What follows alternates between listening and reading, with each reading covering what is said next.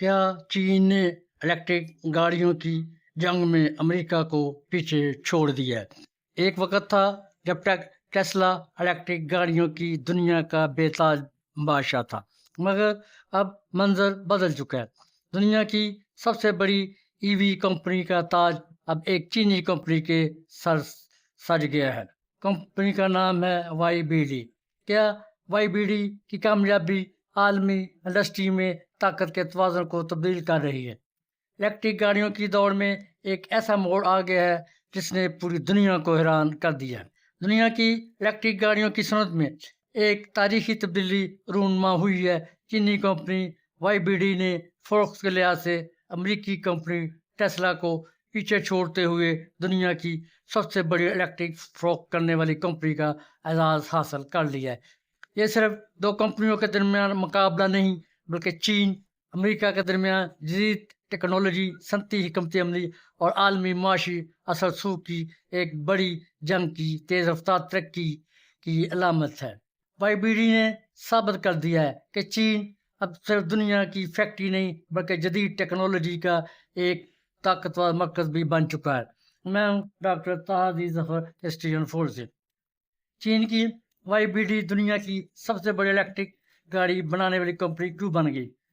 اس کی وجوہات میں مقامی مارکیٹ میں مضبوط پکڑ، بیٹری ٹیکنالوجی میں مہارت اور لاگت کے لحاظ سے مسابقتی پیداوار شامل ہیں۔ بی وائی ڈی نے ٹیسلا کو کیسے پیچھے چھوڑا؟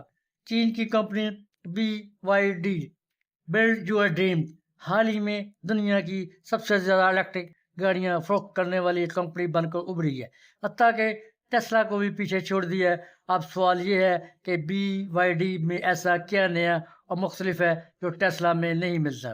بی وائی ڈی نے کم قیمت، جدید بیٹری ٹیکنالوجی، وسیع پروڈکٹ لائن اور حکومتی حمایت کی بدولت عالمی مارکیٹ میں اپنی جگہ مضبوط کی۔ کمپنی نے صرف مہنگی گاڑیوں پر انحصار نہیں کیا بلکہ متوسط طبقے کے لیے بھی متعدد ماڈل متعارف کرائے، جس سے اس کی فروخت میں زبردست اضافہ ہوا۔ دوسری طرف ٹیسلا کو کئی مارکیٹوں میں سخت مقابلے، قیمتوں میں کمی اور سست طلب جیسے چیلنج کا سامنا کرنا پڑا۔ اگرچہ ٹیسلا اب بھی دنیا کی سب سے معروف ای وی برانڈز میں شامل ہے، لیکن وائی بی ڈی کی رفتار نے صنعت کے فیوچر کے بارے میں نئی بحث چھیڑ دی ہے۔ چین کی صنعتی حکمت عملی کا نتیجہ وائی بی ڈی کی کامیابی اچانک نہیں آئی۔ چین نے برسوں تک battery manufacturing, supply chain, rare earth معدنیات اور الیکٹرک گاڑیوں کے شعبے میں بڑی سرمایہ کاری کی۔ آج دنیا کی بیٹری سپلائی چین کا بڑا حصہ چین کے کنٹرول میں ہے، جس کا فائدہ وائی بی ڈی سمیت چینی کمپنیوں کو براہ راست حاصل ہو رہا ہے۔ عالمی اثرات کی بات کریں، بی وائی ڈی کی بڑھتری سے پوری یورپی، جاپانی اور امریکی آٹو ساز کمپنیوں پر دباؤ بڑھ گیا ہے۔ اب انہیں نہ صرف ٹیسلا بلکہ چین کی تیزی سے ابھرتی ہوئی کمپنیوں سے بھی مقابلہ کرنا ہوگا۔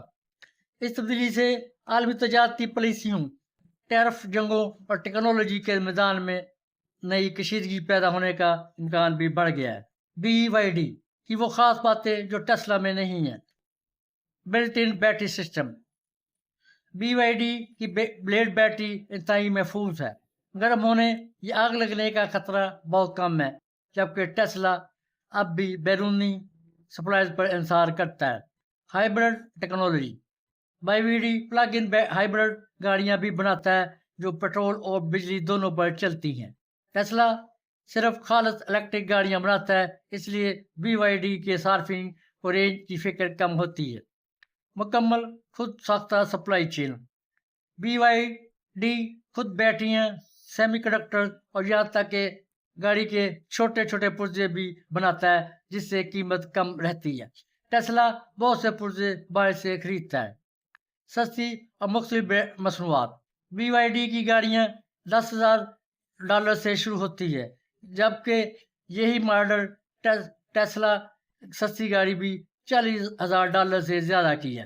اس کے علاوہ B Y D electric bus, truck اور یہاں تک کہ فورک لفٹ بھی بناتا ہے، جو ٹیسلا نہیں کرتا۔ چین میں مضبوط حکومتی سپورٹ ہے۔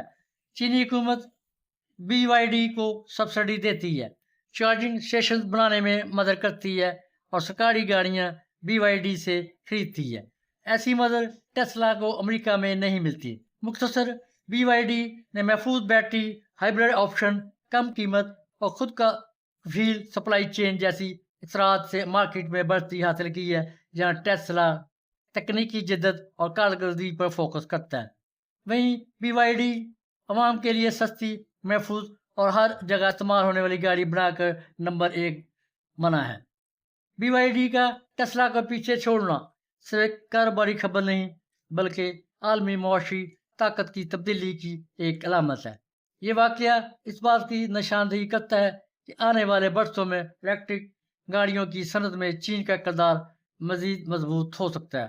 سوال یہ نہیں کہ BYD نے ٹیسلا کو پیچھے چھوڑ دیا ہے، بلکہ اصل سوال یہ ہے کہ کیا چین اب مستقبل کی آٹو انڈسٹری پر بھی غلبہ حاصل کرنے جا رہا ہے۔ BYD کی یہ بڑھتی عارضی ہے یا ایک نئے عالمی دور کا آغاز؟ الیکٹرک گاڑیوں کی جنگ میں اگلا فاتح کون ہوگا؟ کیا ٹیسلا دوبارہ نمبر 1 بن سکے گی؟ چین کی یہ کامیابی دنیا کی معاشی طاقت کا نیا نقشہ کھینچ رہی ہے۔